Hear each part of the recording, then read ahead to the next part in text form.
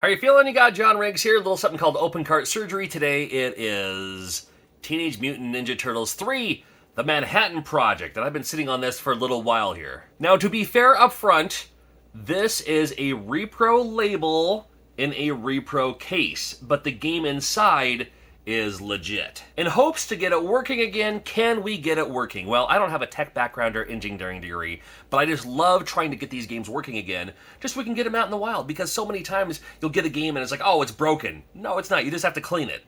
But sometimes you might have to manipulate it a little bit to kind of breathe some new life into it. We're going to try to do that with this game today. Even though it's a repro label, a repro case, the game inside is the actual game. And they told me a story behind that too, like the game was destroyed or scratched or whatever, and they gave it something like this just so it looked nice, right? But, you know, for your own collection, what's wrong? What's wrong? Who you hurting? Whatever you like on your own collection. I have, let me show you a game I have in my collection that's kind of like that. Here's my personal copy of Faria. Now, great game, kind of a hidden gem. Labels are all starting to pop up here, that's how you can tell. And this is not the US label for this game. I used like the Japanese label and put it on a US game, same cart, same game inside, just it didn't have a label. So I gave it my own label, and who does it hurt? Nobody, because I love this game. And I haven't got rid of it yet. I'm not saying I wouldn't get rid of it. There's a unique label. Put this, I'll put it right here. I'll put it right in the NES when I play it. That way I can test it and make sure it's all working there. So, I've been sick for the past week. It turned out to be a sinus infection. I've had pneumonia before. In fact, I had pneumonia a week after my first child was born. And it felt like it could have been that, because that's what it felt like beforehand. But they're like, no, it's just a sinus infection. It will go away. About a week later, here we are. But gave me time to check out some great Switch games. Started playing Final Fantasy 16 a little bit. I gotta get more into that too. Okay, so here is the game, and this is the legit game. Like, if you look up those codes and tap it and read it and all that, yeah, it's the same game. It's the pins are actually pretty dirty, though, so we're going to try cleaning it, even though I don't think cleaning it's going to help, because you see that spot there, and especially, where was it? There, it's right here. That may be causing the issues that they're talking about. We can pop it in just like this, just so you can see what it looks like. Well, I mean, there's Faria. So the game is, and you can pop the game, I'm using a top loader, but, you know, you can pop the game in just like this, you turn it on, and so it wants to work, but it just looks super glitchy, and you're getting a whole lot of that going on. And I'm filming this with my phone today, not my usual camera, so you're going to get that kind of weird CRT thing going on there. But you can see what we're working with today. First thing we're going to try is a 1-up card, because if that's all it takes, that's even better. I do like these 1-up cards. You can use Q-tips and rubbing alcohol. I think these are convenient. These ones do have my face on it. That's right. They are available through purchase, through Amazon. Though I paid for all these, and it was not cheap, but if I'm going to use these all the time anyway, may as well have my face on them. That's all I'm saying. That's all I'm saying. If I have to look at them anyway, I may as well look at my own self, huh? Jeez. All right, here we go. Already looks better. I'm sure they've already tried this. It already looks better. I'm sure they've already tried this, even though the pins looked a little dirty. You know, that's also might just be wear and tear of how long these games have existed. We do have the Bright Boy. I might try that next, and if you're not familiar with Bright Boy, you'll see that soon. Just the 1-up card made it look a lot better already. We could do a better job with the Bright Boy, but let's see what this looks like. Just popped it in, and away we go, and it's going to give us the same thing. Now, it does look a little bit better. That one does not. Okay. So this is Bright Boy. This is your brass polisher. Use this. You still want to clean it afterwards, because it's removing the slightest layer of your pins. But I just want to do a little bit of this because it's super gross, and it's actually picking up a lot. And I don't think this is the case, but we're going to try it anyway, just so we don't have to use a new board if we don't have. That was the wet side, and then this is the dry side, and that's, yeah, you might have your games look like this. Even if they look clean, they might look like this. But still, once we're done, I still want to take it through this, because the last thing you want to do is leave any residue on here, even if you can't see it, because then it might put it into your console, into your pins, gunk that up, and that's not a good look. So let's clean it best we can. Alrighty. Yep. Same with the lines, and then it's going to give us the weird that thing. Alright. Well, this game, TMNT 3, is, barely see it in this camera quality won't probably won't show, but TL-ROM is what it says. It's a TL-ROM. So we're going to find ourselves another TL-ROM similar to this, so we can do a board swap. We're going to remove these two pins and put them onto the pins of an existing game. We'll take the existing game, remove those ROMs, chuck them because we're going to sacrifice a game for this thing to get TMNT 3 working again. And I'm sure there's an easier way to just patch that up, but we're going to do that right now. And in doing that, it's going to bring us back to Milwaukee, Wisconsin. Didn't even look at the $5 games. What do we got for $5 that hasn't already been picked through? There's some good games in here for $5. Track and Field 2 is a favorite of mine. I mean, Nintendo World Cup, that's Technos. That's Dynax for $5? Absolutely. Ooh, here it is. No, I didn't actually just go to Milwaukee, Wisconsin. I filmed that earlier. Do you see? So I could pretend like I went there. Theater of the YouTube-ness. This is a Dynax. I picked it up knowing pretty sure it was going to have to be a board swap, and got it for $3, so great deal. And as I prep, that's the wrong screwdriver. It's not the one I was just using, but I'll use this one anyway. So as I prep our Dynax for surgery, I do also want to let you know about another great deal, which is Factor, and how you can get 50% off your first Factor box. Like I said earlier, I was super sick all last week, and Factor probably saved me more than they know, because I couldn't really, like with the medication I was taking, I couldn't be driving and stuff like that. So fortunately, we already had great meals at home, ready to roll. Fresh, never frozen, prepared by chefs, dietitian approved, and they only take 2 minutes in the microwave. I love that. I mean, you're too busy with everything else going on this summer. You want to make sure you're eating proper. I hear you. You got the Protein Plus meals, which have 30 grams of protein or more per serving. There's also Calorie Smart, vegan and veggie. The keto ones, I'm not even keto conscious, and they're some of the best ones I've had. And I love these are fantastic. These smoothies, ta-dang, plant-based, 100% plant-based. I wouldn't know by tasting them because they taste fantastic. Zero added sugars and all that. These are super, super, super convenient. I love having these available. Jalapeno lime cheddar chicken. I love all of those things. Quick puncture of the dealio, 2 minutes in the microwave. Coming out looking great each and every time. Chicken, cheese, jalapeno. I love all those things. This is a pretty big bite, though. And again, 2 minutes, perfect every time. This one might be my new favorite. Head to Factor75.com right now. Use code JohnRiggs50 and save 50% off your first Factor box. And once you do, you will wonder why it took you so long to do it in the first place. They're amazing. Should probably make sure the game we're gonna replace is working properly here. Yeah, it looks good to me. Unfortunately, we're losing an Dynax out of this deal, but, you know. This, my friends, is a desoldering gun. There's a little pinpoint right down there, and you basically hit the pins that are sticking out, do that, it melts the solder, pull the trigger, sucks up the solder, you move on from there. We have to do that for each and every, not all of them, but just the ones that are holding these chips into place, because we're going to remove these, and we're going to remove these, and then put the TMNT chips onto this. This is a Dynax, right? Yep. So then we move, make sure we're doing the right one here. All right, so this is the TMNT. You can tell by the scratch thing there. And we're just going to hit each one by one. And this one is a pretty pricey beast. It is linked on my Amazon affiliate, whatever, down in the description. There are other cheaper options, so only if you do this a lot would I recommend something like this, but I've used the little bulb suckers, I've used little $10 little plunger type things, and those work great too. They really do. And I've had a couple of videos on my channel about some of those too. If you just Google desoldering rigs or something, you might see a couple of those videos from back in the day. But you want it to do as clean of a job as possible, because you need to remove these pins or these chips without destroying the chips, because if you remove them and they break along the way, then you're pretty much looking at buying a new copy of TMNT 3. So these ones, the chips need to be immaculate.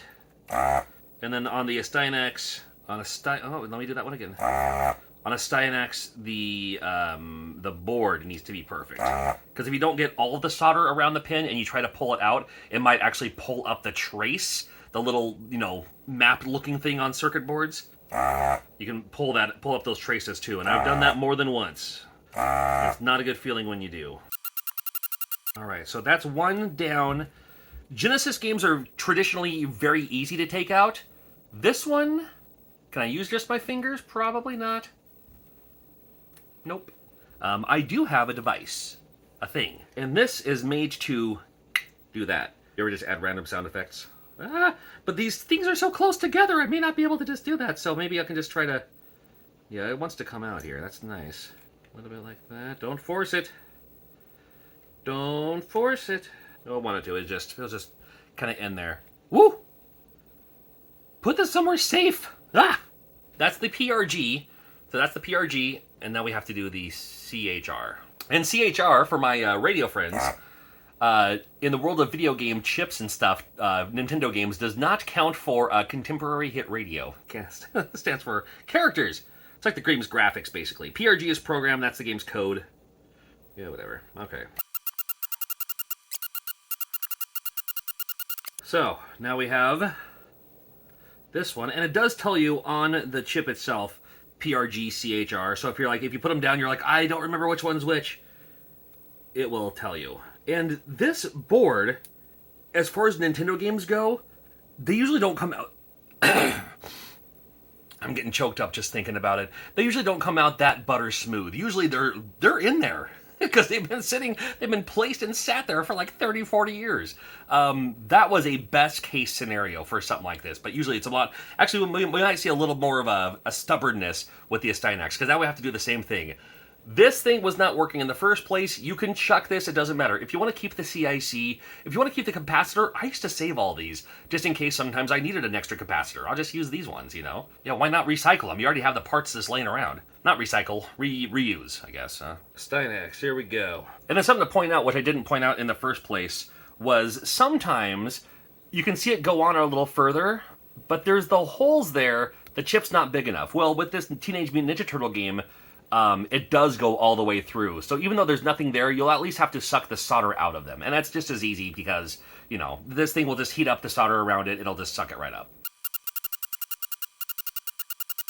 And I don't know if you could probably see it on that side. I don't know how well the quality will come through, but we'll try it. Love it. This one as well. Third time's a charm for the show. This one comes out. You need to be genteel. All right, that looks pretty good. There's a couple of spots.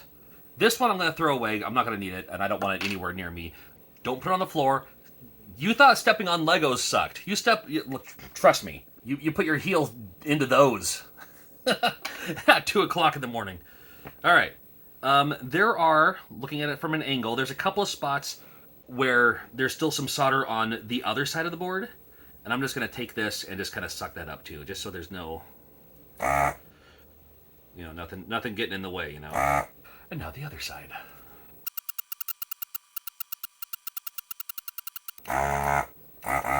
Okay. I'll turn that guy off for now, because I'm not going to need it anymore. And let's get this guy out of here. This is the CHR. Not that it matters. This is the other game's chip. Okay. Oh, no. Don't put that over there. Put that way over there. You are not allowed. You are not invited. That looks great. I'm really happy with that. Okay, now we need to put, this is the Steinax, or was, and now we need to put the TMNT game onto the Steinax board. And it should match up just fine. Alrighty, so here's TMNT 3. You can tell because it says T3. And if you just look up that code on any game, it'll tell you what it is. So we're going to pop these in, and if you're like, oh, but I don't know which way they go. Well, if this is facing up, then the text is facing upside down. I don't know why, don't ask. Even that thing's facing upside down too. Even though the other text on the circuit board itself is facing correctly. If you really can't tell, if you're like, what was it again? Like, is it because it's up? It's up? No. Look for the notch, and then these circuit boards will also have a notch where they're supposed to go. There's a notch there, notch there, notch there. So, and this is just for NES games. Other games might have their own thing. But here's where the CHR goes. And if you're like, where does the CHR go? There should be, right here. That says CHR. That says PRG. It's PRG. You know, so they're trying to help you here. It's like you're putting together a puzzle at the end of the day, right? And if they came out smooth, then they should just pop right into place. That one's great. I have put them in the wrong way before. It gives you a psychedelic, trippy color. Don't do it. And then that one, oh, they both. This might be a best case scenario. I'm liking this already. Now we need to solder all of these points into place. This will also give me a great time to let you know, as I like to do. I can certainly let you know about what conventions are coming your way. If you like to hang out with me at some of these game conventions, I love going to game conventions. Love filming them when I can too, so you'll see them on my channel. My next one's going to be Mo GameCon in St. Louis, Missouri. That's at the end of July. After that, Long Island, Retro Gaming Expo. That's going to be in Long Island, New York. Is this soldering iron even hot enough yet? Yeah, it seems to be. There it goes. Okay. Mo Game Con, end of July. August, second weekend of August is Long Island Retro Gaming Expo. That's August. September, I don't think there's anything in September. Let me think about it for a second. Well, that's not true. September 30th, the very end of September. From September 30th, wait, 30 days, half September, yeah. September 30th through October 1st is Pittsburgh, the Pittsburgh Gaming Expo. And I'll be at that one for the first time this year, so some love. The weekend after, the second weekend of October, is Retro Game Con in Syracuse. I missed out last year, but I'm coming back this year. Looking forward to hanging out there. I'll be there along with Metal Jesus. Going to be a great time. And other guests. The third weekend of October is Portland Retro Gaming Expo. I will probably be there. There's no guarantee, but, it's close enough I can drive to it. 3-hour drive, so probably, but nothing guaranteed just yet. But got to throw that out there, because sometimes they're like, oh, what about Portland? What about Portland? It's like, well, I don't know. I'm already doing 2 convention weekends in a back-to-back. And then 2 of them in November. The second weekend of November is Really Rad Weekend in Destin, Florida. That resort town, I went there last year. I can't wait to go back this year. As well as the weekend after, also in Florida, in, what's that, Lakeside? It's between Tampa and Orlando, is Free Play Florida. And I've never been to Free Play Florida. I've always heard people talk about it. I've always had people say, oh, you gotta go check it out, This year, I'm going to check it out. So I'll be in Florida for a week. That's actually our plans. I'm literally flying down there for Destin, and then straight from there, I'll just head over to that area and maybe do some game hunting and hang out in Florida for the week. Florida in November sounds pretty good to me. The fun with Mo Game Con. My next confirmed convention is Mo Game Con at the end of July.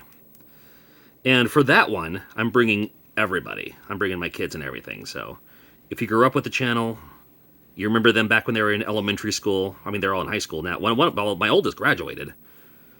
Leo graduated. But Leo, Jay, bring my wife. It'll be fun.